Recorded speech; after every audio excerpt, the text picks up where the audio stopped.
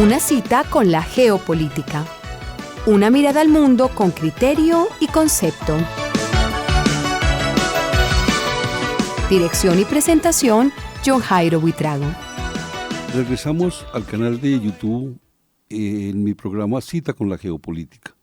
Este es un encuentro semanal con los usuarios de las redes, haciendo una difusión del pensamiento geopolítico y tratar de llegar con el acontecer mundial al mayor número posible de públicos.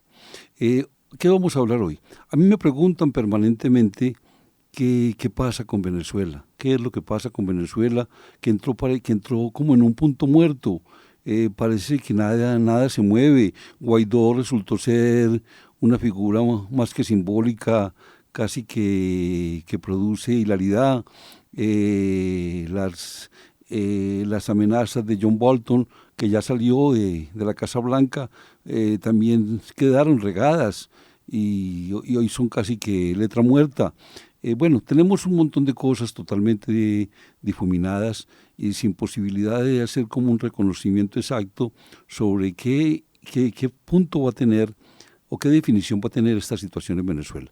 A Colombia en particular le preocupa demasiado la situación, independientemente de qué intereses hayan de por medio. Somos un país fronterizo y cualquier cosa que ocurriera en Venezuela, pues hombre, fácilmente se expande por todo el territorio nacional.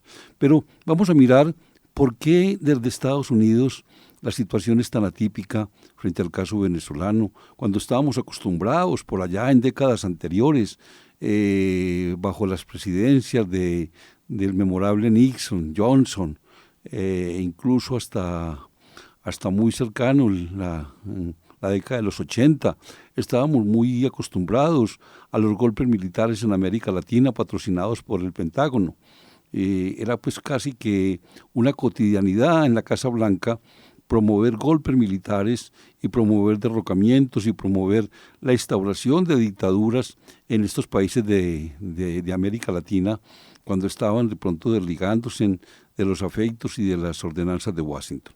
Pero bueno, concentrémonos en Venezuela. ¿Por qué no hay una acción rápida en Venezuela? Hablamos mucho que por qué no hay una invasión, que por qué no hay de pronto llamado a elecciones como se pensó en un momento, que por qué no se remueve rápidamente a Maduro por Guaidó. Bueno, todo lo que pueda ocurrir ha saltado a la palestra y hay situaciones que son preocupantes. De contera pues está la posición rusa. Estoy viendo últimamente, y casualmente esta semana veo, que las relaciones ruso-venezolanas se están agigantando. En el momento más crítico de la situación venezolana se están acrecentando y se están intensificando las relaciones de cooperación ruso-venezolanas. Eso realmente es un indicador de que la situación no tiene una solución inmediata. Pero cuando reconocemos que es Estados Unidos, quedamos casi que fríos, estupefactos. ¿Por qué tanta inercia? ¿Por qué tanta pasividad frente al caso venezolano? Que pues, desde la diplomacia, desde todo, se ha activado la Carta Democrática de la OEA, se activó hace 15 días el TIAR, que es una especie de OTAN para América Latina. Diplomáticamente se activó el Grupo de Lima ya hace más de un año. Sin embargo, por ningún lado ha funcionado, ni por el TIAR, ni por la Carta Democrática, ni por el Grupo de Lima, ni siquiera por la fuerte presión colombiana y brasileña alrededor de las fronteras meridionales de Venezuela con Brasil y la frontera occidental con Colombia. Han sido todos intentos fallidos. Pero yo quiero ir más allá y hacer de pronto un profundo análisis geopolítico para este caso que nos ocupa. Estados Unidos en particular es un país que le debe toda su gloria a la guerra. Podemos decir, sin lugar a equivocarnos, que Estados Unidos, todo lo que ha hecho desde la Primera Guerra Mundial hasta hoy, se lo debe en una buena medida a la guerra. La guerra y solo la guerra ha sido casi que el pasaporte a esa conformación hegemónica que hoy tiene Estados Unidos en el mundo. Pero vamos a mirar por qué, tan amigo de la guerra y tan cercano a unas soluciones militaristas, ¿por qué no ha aplicado eso con Venezuela? Estábamos mirando que hay un término que salió por allá en la Segunda Guerra Mundial que estremeció la literatura bélica de entonces y que hoy lo traemos muy a cuento, y es la palabra alemana Blitzkrieg. Blitzkrieg es un término alemán para llamar la guerra relámpago. Y aquí quiero ocuparme de algo, y es que Estados Unidos realmente se volvió un experto en la guerra rápida, en la guerra relámpago, en el Blitzkrieg, que llaman los alemanes. Pero, ¿por qué no es tan rápido para atender militarmente la situación en Venezuela? Pues hay situaciones geopolíticas obviamente diferentes a las de los años 80 del siglo XX, y Estados Unidos pues no es el país que está ahora en esa posición intervencionista como lo fue en los años 70 y 80 del pasado siglo. Pero más que eso, más que rememorar el pasado bélico americano, vamos a mirar qué es lo que el gran temor americano a invadir a Venezuela militarmente. Es que se le vuelve una guerra interminable. Y se le vuelve una guerra interminable porque se vuelve una guerra regional, una intervención militar en Venezuela inexorablemente coge a Venezuela, coge a Colombia, coge gran parte y se va a expandir. Se vuelve una guerra de nunca acabar. Y hoy leía precisamente en el informe de hoy miércoles de la Casa Blanca al presidente Trump, por primera vez le escucho unas palabras sensatas diciendo que jamás volverán a meterse en esas estúpidas guerras interminables. Textualmente así lo dijo hoy, esas estúpidas guerras interminables. Entonces, ya por eso podemos empezar a atar cabos cuáles son los grandes temores frente a una Venezuela que desataría unas guerras de guerrillas que en esos términos de la guerrilla se llaman guerras populares prolongadas. Es el caso de Vietnam, es el caso de las guerras africanas, en fin, definitivamente por ahí no es la cosa. Pero por otro lado tenemos que Rusia, hay dos actores internacionales que en una forma realmente inusitada se han afincado en la Venezuela de hoy, y son China y Rusia.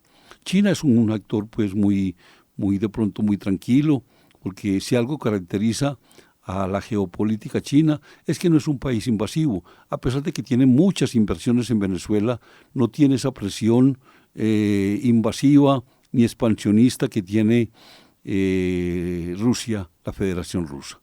Rusia sí tiene claro que tiene que defender intereses claros y que tiene posiciones que defender en la Venezuela de hoy.